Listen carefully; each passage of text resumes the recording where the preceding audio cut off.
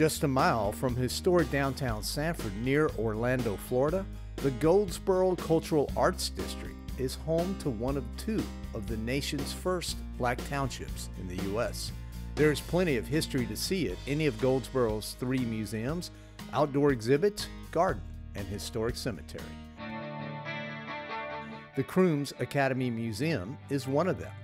The academy itself was an all-black school constructed in the 1920s by Joseph and Wealthy Crooms, pioneers in African-American education. So for the community to pay homage to them, they named the first high school, first all-black high school in 1926, oh, wow. Crooms Academy, after Mr. and Mrs. Croom. Okay. Now, to my knowledge, Crooms Academy is the only school in this country that is still owned on land owned by a black man. Wow. In the early 20th century, even black school children labored in the fields, so different grades had to share clean clothes for class pictures. Remember, the children here, we were laborers. That's what blacks did. That's the only job most blacks could do back in those days for the celery fields. The school was burned down by the KKK in the 1970s after segregation, but rebuilt. Even though it was an all-black school, they did not use blacks for stock photos. So this was the first time a black man was on front of the cover of Wow, the you know it was an all-black school? It was only once.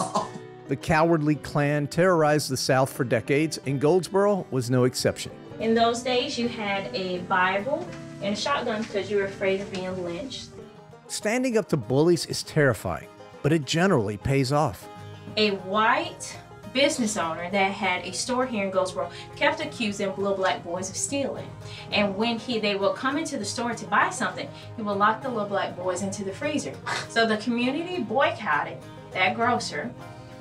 And then that grocer was part of the Klan, and the Klan came down, and they said, whoever fired first, we're ready. They said, we got our guns. They had their guns, and the Klan never came down to Goldsboro again. You need to fight and show them that you weren't going to be pushed around anymore. That's right. Messed up. With Pasha as my guide, I learned tidbits of African-American history I'd never heard before.